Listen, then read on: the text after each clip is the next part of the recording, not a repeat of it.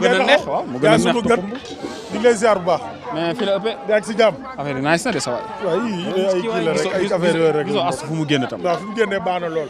ndax su ma bàyyi ko wala. voilà alors Cheikh tey ñu ne fii ànd ak 12e gaynde Ale Casa ak Lébou gi waaye laata loolu dañuy dikkaat ci CAN bi nan nga ko gisee ak suñu premier match contre Botswana nan nga gisee équipe bi ak ban analyse nga ci def.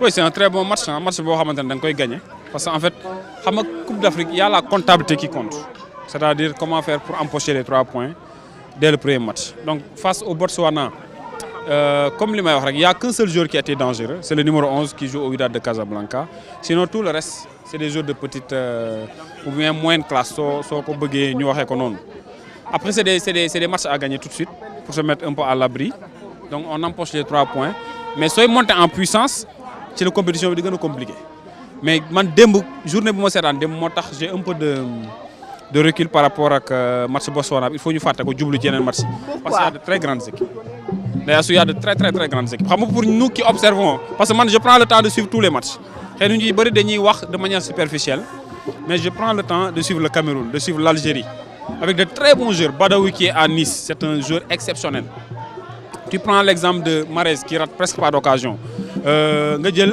y a Benasser qui est au niveau de l'entrejeu c'est des joueurs de classe mondiale qui font le 11 de l'équipe de l'Algérie nga ñëw Cameroun avec une recomposition tactique un changement de coach et puis ñu jël cadre yi bàyyi kër ga indi ay boy yoo xam ni ils ont envie aussi de se démontrer la Côte d'Ivoire qui arrive en fanfare avec des joueurs de classe exceptionnelle mu ñëw aussi bëgg a wane dara dans le contenu ñun rawuñ leen équipe yooyu rawaguñ leen maintenant c'est vrai que un très bon groupe une très bonne philosophie tactique et puis c'est des équipes qui ont du répondant en CAN parce que répondant au CAN bokkul ak répondant yeneen compétition répondant au CAN l'aspect physique ça joue agressivité bi day jouer et puis le jeu collectif aussi day jouer donc ça veut dire que la CAN actuellement est lancée pour une compétition très difficile mais le Sénégal reste encore favori comme ni ñu koy waxee jusque-là on est favori en attendant de voir lu ñuy proposer face à la RDC.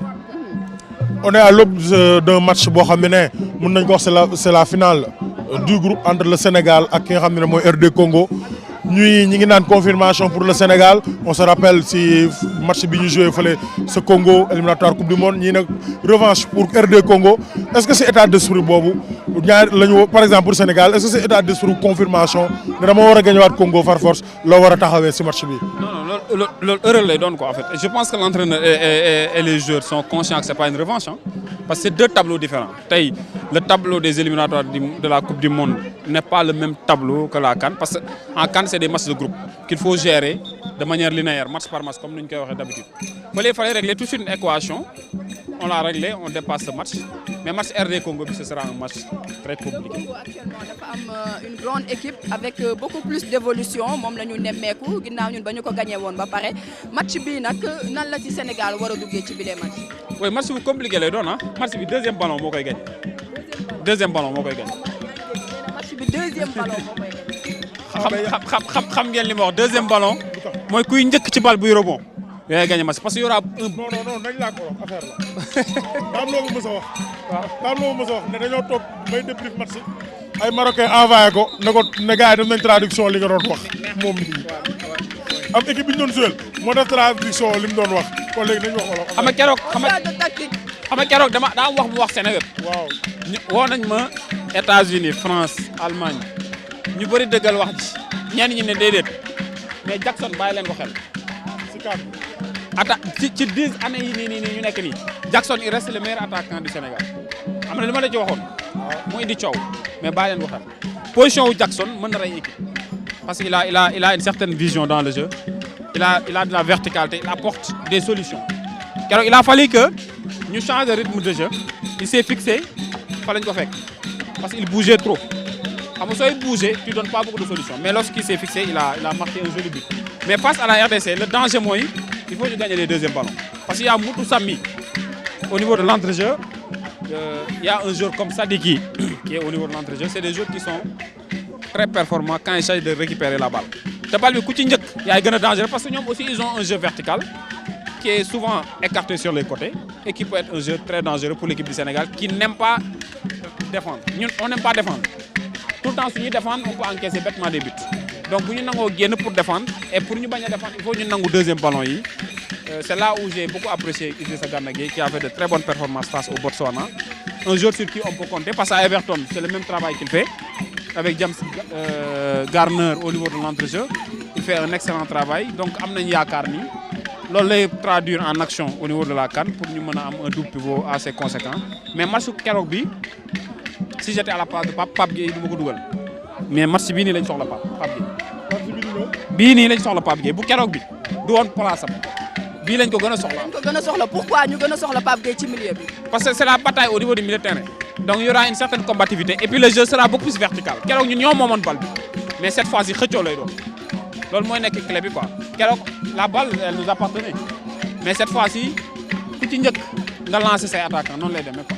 Donc ce sera un match assez rapide ku yee xam na action yu bëri dina rëcc Pape Thiaw il est conscient de ça. Donc on va mettre beaucoup d'impact au niveau de l'entrejeu. On va essayer de récupérer les ballons et de lancer nos attaquants.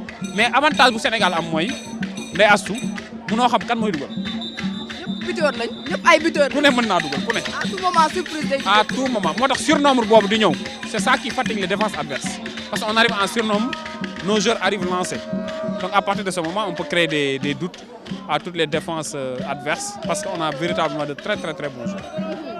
donc match bi du fas yéene yomb wax na joxe na secret match yëpp te demaguñ ci match bi. man noppi naa bu ma laajaat di ko gërëm di ko sant di wax sénégalais ne voilà. nañ bàyyi xel grand bi daal nañ ko bàyyi xel bu baax a baax c'est une valeur sûre. yéen a may formé de. barki démb dafa wax RTS lu garaaw ba Diouf tu lui vois que ni mi ngi taxamtiku si xelam sur la clarté de l'analyse qu'il avait fait léegi nag grand del def code del wax olof. del wax olof del wax olof. xam nga quel match bi passé dama ko joxe y a beaucoup de réactions. waaw c'est-à-dire soo seetloo dañu tàmbali on a joué sur le côté droit di wër attaque placée moo tax Iliman Ndiaye di jël balle bi di xaw a tourner pour sortir la défense ñu bañ.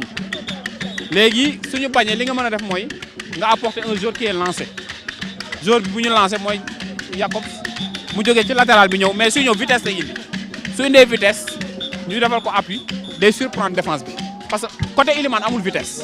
mais côté bay su vitesse ñooy day surprendre défense parce que Crépin il était beaucoup plus très défensif. c'est ça donc looloo nekkoon clé match bi quoi loolu c'est tactique en fait donc match bi looloo ko gagné et puis Pape Thiaw bu mu décroché but boobu ci la régler l'équation et puis on a gagné par 3-0.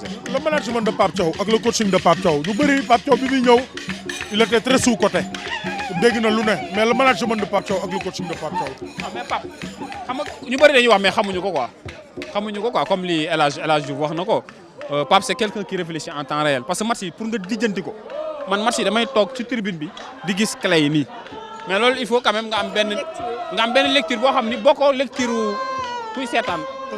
c'est pas émotionnel. oui mais keroog match bi li ma la wax clé bi loolu la woon à un moment donné gis nañ Pape mu woo Elimane woo Jacobs xaw ko glisser la note Sadio Mané benn appui boobu muy def noonu day rey équipe parce que vitesse bu sa waay indi moom mooy indi clé match bi donc c'est un esprit tactique assez conséquent qui permet à l'entraîneur d'être réactif à tout moment mais match RD Congo bi y a Desabre tactiquement il est fort. loolu moom c'est moo tax barrage gis nga ni mu def gars yi. tactiquement il est bëri nañ Desabre. Sénégal Congo li tam perte match bi mooy fraîcheur physique. mais oui parce que y avait des éléments manquants Memba il n'était pas à 100%, Yohan Wissa il n'était pas à 100%, Bakumbu n'était pas à 100%, mais là Desabre il sait faire un groupe gagnant parce que les barrages match barrage c'est ñun ñëpp c'est la même chose. Il te sort des clés tactiques qui peuvent décrocher une victoire donc ce sera un match tactique ci biir terrain mais aussi tactique sur les bancs de touche à travers deux entraîneurs qui actuellement ont pris de la confiance et ont envie d'aller très loin dans cette compétition. jërëjëf Cheikh Omar merci beaucoup Cheikh Omar Aidara ci nim ñu décortiquer li nga xam ne moo di match yi nga xam ne moo fi jot a jaar contre Botswana mais également contre Congo bi nga xam ne moom la ñu fas yéene aborder dikkaat na ci bu baax ci clé du match bi mais dañuy wëyal tamit ci biir li nga xam ne moo di li fi xew ci hôtel Andalusia ànd ak supporters yi waa 12e Gaïndé ils sont là alors maa ngi lay nuyu. waaw maa ngi lay ziar waa Seneweb ñu ngi leen di ziar di leen bëggee di leen ndamoo.